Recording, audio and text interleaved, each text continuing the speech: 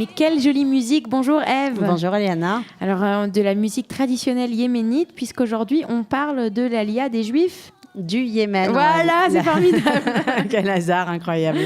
Alors, on a commencé la dernière fois à raconter cette immigration, puisque nous sommes dans l'émission Immigration. Immigra plus loin, Sion, pour ceux qui... Voilà. C'est la blague, c'est une bonne blague d'ailleurs, oui. Non, c'était très bon.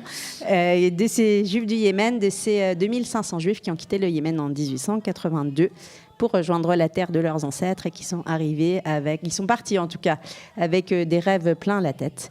Qui ont eu un voyage très difficile, qui sont arrivés épuisés, pour certains malades en Israël, et qui n'ont pas forcément été très bien accueillis par les Israéliens de cette époque. Alors, il faut rappeler que les Juifs yéménites ont, ils ont certains, pas symboles, mais certains, ils sont reconnaissables, tout d'abord à la couleur de leur peau, puisque... ils sont très très mat, ils sont très mat, et puis aussi la façon dont ils prononcent l'hébreu, puisque ils ont d'abord... Qui finalement n'est pas si éloigné de l'Ashkenaz. Exactement. Donc d'un côté, ils ont... c'est assez intéressant, parce que d'un côté, ils vont dire le het de façon très gutturale, donc on va bien l'entendre, le simha avec le het, comme ça. Ça, c'est d'un côté... Vous le faites très très bien. Et voilà, c'est des années de travail. Mais d'un autre côté, ils vont, par exemple, prononcer le tav, donc qui est la dernière lettre de l'alphabet, à la manière ashkénaze. Donc ils vont dire seuil, et le A, ils vont le dire en O. Donc un petit peu vraiment comme les Ashkénazes. Ils ne sont pas du tout aussi éloignés que ça, peut-être. Alors c'est la raison pour laquelle de nombreux chercheurs pensent qu'en fait la prononciation originelle de l'hébreu est puisqu'on ne sait pas en fait, la prononciation originelle de l'hébreu, prononciation ashkénaze, et même si les sionistes, les premiers sionistes en arrivant en Israël sont passés à la prononciation séfarade, en fait quelque part la prononciation ashkénaze serait peut-être ou bien une prononciation pas tout à fait ashkénaze, mais entre l'ashkénaze et le séfarade, donc peut-être la prononciation yéménite serait la véritable prononciation de l'hébreu. Alors, ça ne les a pas aidés à se faire intégrer leur bonne prononciation de l'hébreu, parce qu'effectivement, ils étaient reconnaissables, ils étaient mat, on l'a dit, ils n'étaient pas habillés comme les Juifs qui les ont accueillis en Israël. Ils étaient habillés comme des Yéménites. Ils étaient habillés comme des Yéménites. Avec des grandes péotes. Avec des grandes péotes. Ils étaient très, très religieux, et très religieux, ce n'était pas forcément très bien vu en Israël à cette époque-là. Israël qui est construit par des Ashkenazes, des laïcs. Bien blancs, et qui ne croient pas en Dieu, ou en tout cas, bref, Dieu n'est pas la raison de leur venue en Israël. Et en fait, nos amis, les Yéménites, quand ils arrivent, vous aviez rappelé la dernière fois qu'ils veulent absolument venir, où ça ? À Jérusalem. Jérusalem, c'est là où c'est la ville dont ils rêvent, Jérusalem. Et d'ailleurs, ils vont s'installer à Jérusalem. Ils vont s'installer en fait au pied de la vieille ville. Ils vont s'installer dans un village exactement qui s'appelle Siloan. Siloan, ça vient en fait de l'hébreu Shiloach. Shiloach, c'est dans la Bible, c'est l'endroit où il y a la source d'eau, qui est la source d'eau qui en fait amène de l'eau au temple de Jérusalem. Et donc ces Yéménites vont s'installer à Siloan. C'est là où on veut bien les accueillir. Donc ils peuvent pas rentrer en fait dans la vieille ville ou dans les nouveaux quartiers. Ils s'installent et puis ils construisent des maisons. Ils achètent des maisons aussi. Il y a des philanthropes juifs qui les aident à acheter ces maisons.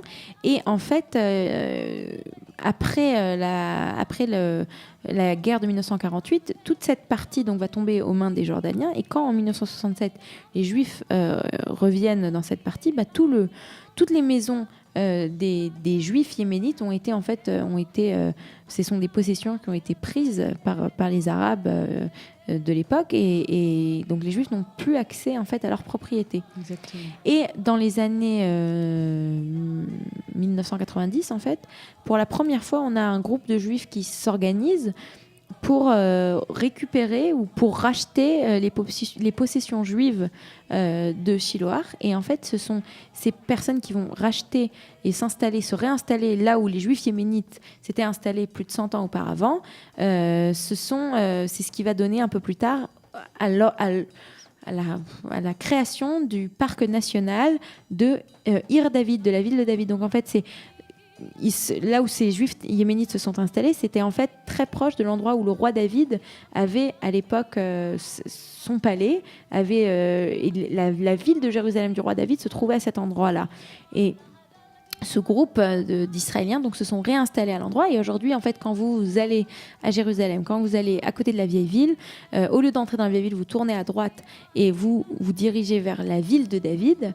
C'est un site archéologique et on a plein de maisons, donc c'est dans le village toujours de Siloane, et on a plein de maisons qui en fait étaient des maisons qui appartenaient aux Yéménites et dans lesquelles des Juifs aujourd'hui revivent, voilà, avec une petite pause de 2000 ans, une petite pause de 100 ans, les Juifs y vivent à nouveau. Voilà. Il faut préciser quand même que c'était par défaut, hein, même si aujourd'hui c'est pas le cas. Oui, c'était par défaut, pour ceux qui connaissent Tel Aviv, le quartier yéménite de la ville est un des plus jolis, à droite du Chouk à Carmel, au bord de la plage. Mais à l'époque, c'est là qu'ils étaient obligés d'aller habiter et ensemble. Ils vivaient absolument ensemble. Les Yéménites, ils ne se mélangeaient pas au reste de la population. Et ils se mariaient aussi ensemble. Et puis il y avait aussi des moshavim, donc des villages aussi où il y avait que des Yéménites, alors qu'aujourd'hui c'est plus du tout non, ça. Ils sont totalement fondus intégrés dans la population israélienne, mais à l'époque c'était les travailleurs, c'était les pauvres et c'était ceux qui vivaient ensemble. Mais ce que les Yéménites ont aussi apporté à la culture israélienne, ce sont des mets, donc c'est le malawar. C'est une espèce de crêpe un peu grasse mais très très bonne, ou le jahnoun qui est aussi grande spécialité devenue israélienne. Voilà, grande spécialité jahnoun qu'on mange avec un petit œuf. Qu'on mange Shabbat matin. Voilà, bien. Je vois qu'on s'y connaît très bien. J'aime pas beaucoup, mais je connais. D'accord. Alors voilà, c'était un deuxième épisode de Immigration sur les Juifs yéménites. On espère que vous avez aimé la musique, cette très belle musique yéménite qui est très connue en Israël. On va revenir plus tard bien sûr sur les alias yéménites du XXe siècle qui sont absolument passionnantes. Et peut-être que vous nous ferez un pas yéménite, vous nous montrez comment on danse. Je suis pas sûre. Voilà. Je veux m'entraîner. En tout cas, restez, écoutez-nous et vous verrez si oui ou non Ève nous fera son petit pas la prochaine fois. Voilà. Alors, vous étiez sur studiocalita.com et c'était l'émission Immigration. Merci Eliana. Avec plaisir Ève. Au revoir. Au revoir.